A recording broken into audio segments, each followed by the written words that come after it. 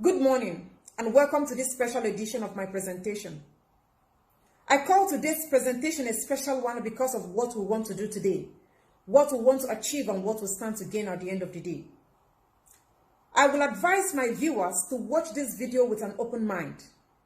If you refuse to watch this video with an open mind, then you will have yourself to blame at the end of the day.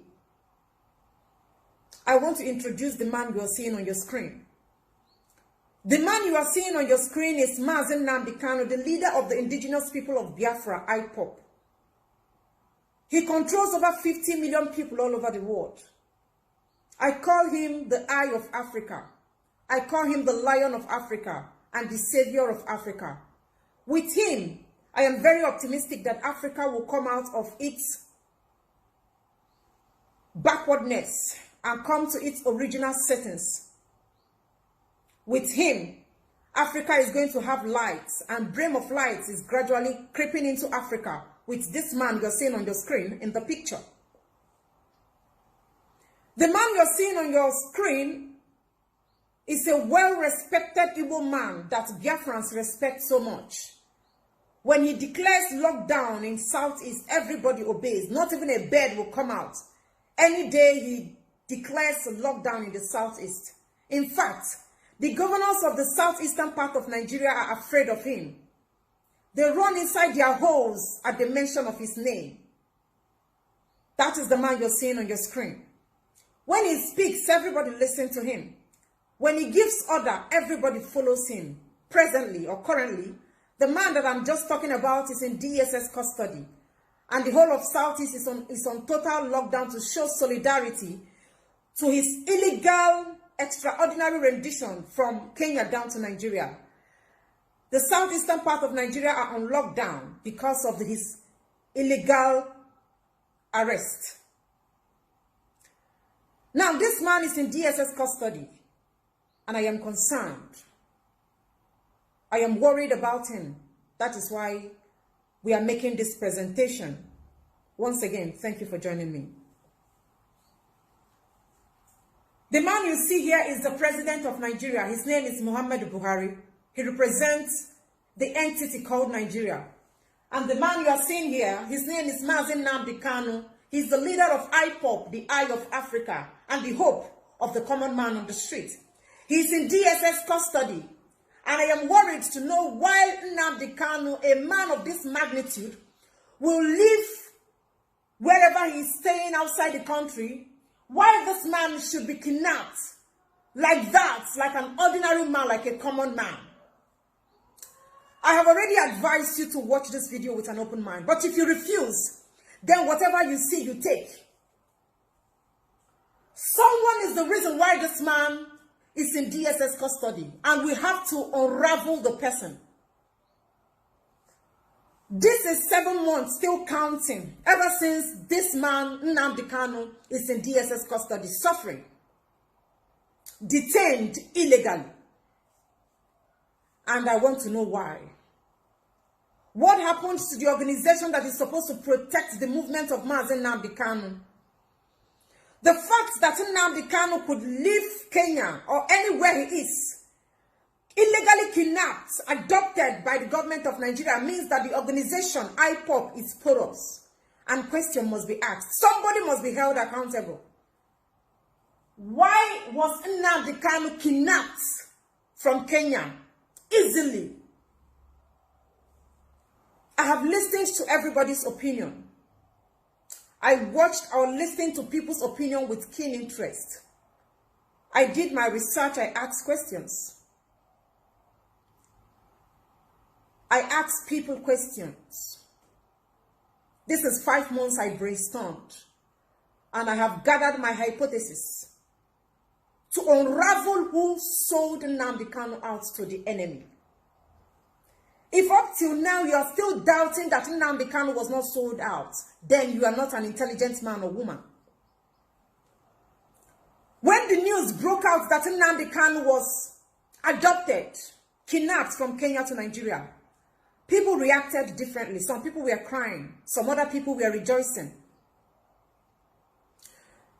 Now there are some concerned Nigerians that faulted the government of Nigeria, why they did what we call misplacement of priority. This concerns Nigerians are human rights activists. They are not Igbo men or women. They are not even Biafrans. They are just concerned people. Why the federal government of Nigeria will go after Nnamdi Kanu when there is hunger crisis in Nigeria, when there is security crisis in Nigeria? Why take Nnamdi Kanu case as a top priority when the Boko Haram in the north are ravaging the north and bandits? When Fulani herdsmen are in the east perpetrating acts, why are you going after Nnamdi Kanu? These people are concerned. They raise the lamb. That is where I want us to clear the air. Like I said, I have gathered my hypothesis. And I want to discharge. What we are going to say here or do here does not have a concrete evidence. I am only brainstorming for 5 months. I don't want you to point fingers at anyone, and I am not going to point fingers at anyone. We are only here to ask questions, sensitive questions. And I also want you to ask questions, not to apportion blame to anyone or point fingers. These people said that the federal government of Nigeria adopted Nnamdi Kanu. And this is a make-believe picture. That is what I call it. People are queuing into that story and believing that the government of Nigeria adopted him. The government of Nigeria does not have hand in Nnamdi Kanu's illegal adoption. They might somehow, they might also be involved, but they are not the ones that sold Nnamdi Kanu out. I said we are going to unravel the person that sold him out. Just pay attention. Open your mind and welcome the truth, because it's going to hit you like a rock. When you say that these people kidnapped Nnamdi Kanu, you are giving the government of Nigeria credit and they don't deserve it. The government of Nigeria, as far as I'm concerned, does not have what it takes to go after Nnamdi Kanu. They don't have the human resources. They don't have the facilities. They don't have the manpower to adopt Nnamdi Kanu. When you say that the government of Nigeria went after Nnamdi Kanu, you are saying that they have what it takes. They don't deserve it. Don't give them such honor. Don't give them such credit. They don't have what it takes to go after Nnamdi Kanu. You are trying to say that they did underground search. They did underground work to find Nnamdi Kanu's location. No. Do you know why I said that? Before Nnamdi Kanu's adoption, I don't think Nnamdi Kanu was wearing body tracker. Nnamdi Kanu was not having any chip inside his body. Nothing to dictate his location. So how is it possible that the government of Nigeria located Nnamdi Kanu's location and adopted him? Not possible. Now, this is where I want us to solve a puzzle. This is, at this juncture, I want us to do arithmetic, mathematics, using our brains. I said Nnamdi Kanu was sold. If you still insist that the government of Nigeria did it, I understand your claim. Prior before Nnamdi Kanu's illegal adoption, there is this video that was circulating online. I think some Arewa boys or Hausa boys, they placed a bounty on Nnamdi Kanu, that anybody that finds Nnamdi Kanu will get 100 million naira. I can understand that is why some people are still believing that the government of Nigeria adopted him. No. That is just what they use to distract you a little. They don't have a hand in it. They don't have the capacity. They don't deserve such. They don't have tracker. Nothing is working in that country. They can't do it. Someone sold this man out and we want to know who the person is. Who did this? Who sold Nnamdi Kanu out? If the government of Nigeria went on their own to do the research to get Nnamdi Kanu out, do you think that if they find Nnamdi Kanu, they are going to spare him? Do you think that if the government of Nigeria manages to trace Nnamdi Kanu's location, that they are going to allow him to breathe the next day? Don't forget that this government does not obey court order. This government does not value human life. This government does not like peace, fairness, and equity. They said that they brought him down to Nigeria to face his charges. Do you believe that? Don't forget that this same government said or claimed that Nnamdi Kanu facilitated the people that destroyed the Lagos state during or after NSAS protest. This same government claimed that Nnamdi Kanu is a terrorist, that IPOP is a terrorist organization.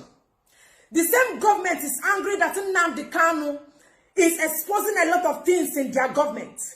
this same government is angry that Nnamdi Kanu is calling for the separation of Nigeria. Now think, I want you to brainstorm. Just do the puzzle, think deeply. How is it possible that this same government will see the man that, according to them, he is the reason why Nigeria is going into serious anarchy? And this government will see Nnamdi Kanu, trace Nnamdi Kanu, track him down to his location, and allow him to see the light of the next day. Do you think that is possible?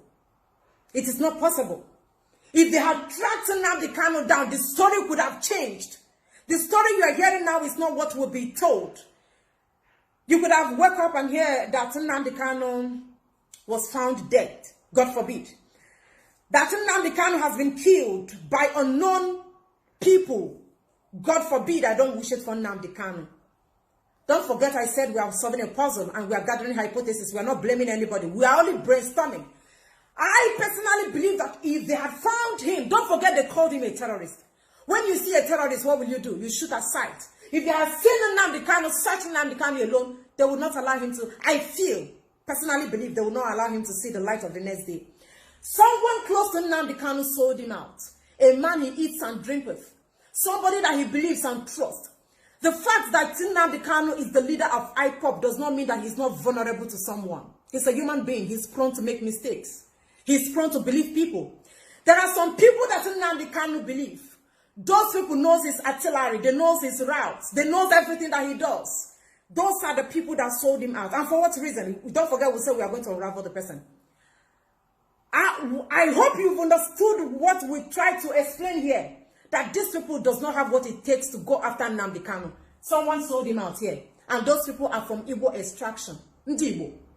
Forget these people. Let us leave them. We know they have their own problem. Let's concentrate on our people. Someone Nnamdi Kanu trusted did this to him. Someone he trusted, he valued the person. He tell the person his whereabouts.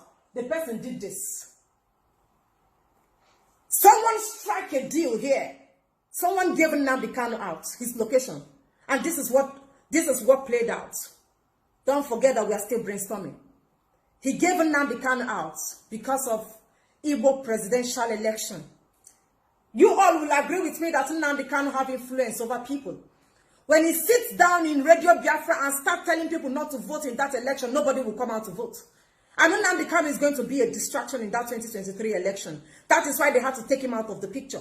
And the person that sold him out instructed them, you must not kill Nnamdi Kanu. If you kill him, I'm going to raise alarm. If you kill him, I am going to tell the world that you killed him. You can torture him. Bring him down to Nigeria to face his charges. Make sure that he's in DSS custody or prison or anywhere for as long as you people want to do what you are doing. But please don't kill him. Spare him. If it was these people that caused Nnamdi Kanu, tell yourself the truth. The story will never be the same.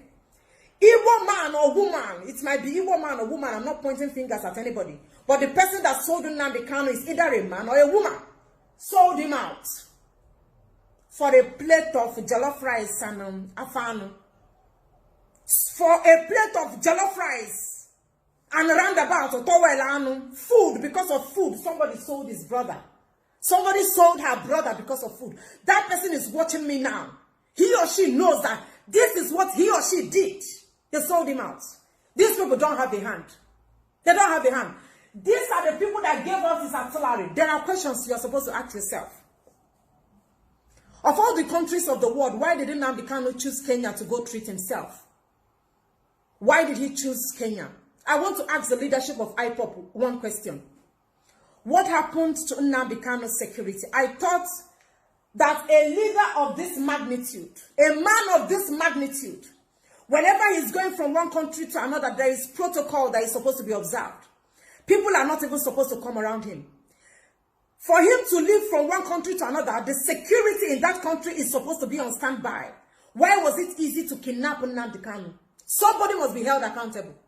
Because you people don't have sense, that is why you don't want to hold anybody accountable. Somebody must be held accountable. Because of your laziness. Because of your laziness, that is why the East is on lockdown. Do you know that business have moved from Onitsha to Asaba? The fact that Igbo man is showing solidarity to Nnamdi Kanu does not mean that they love to shut their business down for a very long time. That is not fair on Igbo, for people that love to make money. Somebody, because of a plate of rice, greed and selfishness, because of what you stand to gain, you sold your brother out, and your brother is in DSS custody suffering. This man is in a confined place where he has limited access to life, where he has limited access to water and food, and somebody did it. Someone that he trusts, somebody he believes, someone that he shares food and drink with, someone that knows his artillery, someone that knows his movement. We have to start telling ourselves the truth. Moment of truth. Who sold Nnamdi Kanu out? Why did you sell him out? How will someone protect Boko Haram and bandits? But an evil man comes here, sell his brother for a plate of afan. Unfortunately, Nnamdi Kanu surrounded himself with some people that are fake. Ifajuna of our time. This man is very passionate about liberating Africa and liberating Biafrans. But there are people around him that are fake. He trusts the people, believing that with these people we are going to liberate the people. But he never knew that those people are snitchers. They are snitching on him. They sold him out. They intentionally gave his location out. And they instructed that this man would not be killed. That is why Nnamdi Kanu is still standing. They tell you, we don't want to kill him. I don't pray for that. I'm not even bringing that in the picture, but you know we are trying to say something here. Someone close to him did this to him, and the person will never go scot-free. Not all the people shouting Biafra, Biafra, IPOP are genuine people. Most of them are fake. They are out there because of the momentum Biafra agitation is getting. And don't forget, before I go into that, these people created this man. The federal government of Nigeria created this man. Without these people, this man will not be in the limelight. He will not be in the picture. Because these people are incapacitated. That is why he's always antagonizing them. Because these people failed. These people are monumental failure. These people are a total disaster to what governance, to what a nation should stand for. And because of that, this man came up. Gathered followers. Gained momentum. And people followed him because they only see him like, this is the only hope they have remaining. They failed. They created Nnamdi Kanu. These people you see here. They created Nnamdi Kanu. They created this man you see here. These people created this man. Without these people, the failure of these people, these people are a total disaster. Without them, you will not see this man. They created this man. And our evil people now use that opportunity to sell their own brother. That is why this man is suffering. They shout Biafra, IPOP, IPOP. They are only looking for money. Give them money, they will stop talking. You see them shouting. You think they are doing it with their hearts. They are not genuine people. Not all those that call Father, Father shall see the kingdom of God. I asked the leadership of IPOP another question. How did Nnamdi Kanu manage to leave your location for 8 days in captive? And you did not raise alarm. You did not make a distress call. Do you know because of that common mistake, this man is suffering for what he doesn't know about? This man is suffering because of your cowardice. This man is suffering because of your laziness. This man is suffering because of your nonchalant attitude. I tell you the truth to your face and nothing will happen. I tell you the truth. Somebody must be held accountable for your incompetence. I talk to the state government. Why won't I talk to you? And somebody must be held accountable. Your incompetency, your laziness, and your docility is the reason why this man is in DSS custody suffering. IPOP organization, I'm asking you, why did you allow such thing to happen? Why? Why did you allow this man to be suffering? Do you know that because of that, a lot of people have died? When the news broke out, many people took laws into their hands, started destroying things and making life unbearable for people in the southeast because they are angry that this man was illegally adopted. Because of you. Why did you make that to happen? You must be held accountable for what you did. Both you or any other person, I don't care who it is that is in the picture, whoever you are that caused this, God will never spare you. That is the truth. Now, this is me advising you. It has happened to Nnamdi Kanu. It can happen to you tomorrow. Don't trust anybody. Nobody should be trusted. As a boss in your office, the people that are working under you are looking for a way to poison you. Don't call anybody your bestie. Nobody is your bestie. Nobody loves you. This person is my bestie. That person is my bestie. Take the case of Nnamdi Kanu as an eye-opener. He trusted a lot of people, believed a lot of people, but they disappointed him. They failed him. That is why he's suffering. They sold him out for a plate of rice. Don't trust anybody in your place of work. Don't trust anybody. Nobody is your friend. Nobody is your best friend. They are looking for a way to take you out of the picture. They are looking for a way to kill you. They are looking for a way to poison you. They don't like you. They don't like your existence. This man is a genuine man. His intentions are right. He's passionate in what he's doing, but he surrounded himself with people that are not passionate, and that is why he's suffering.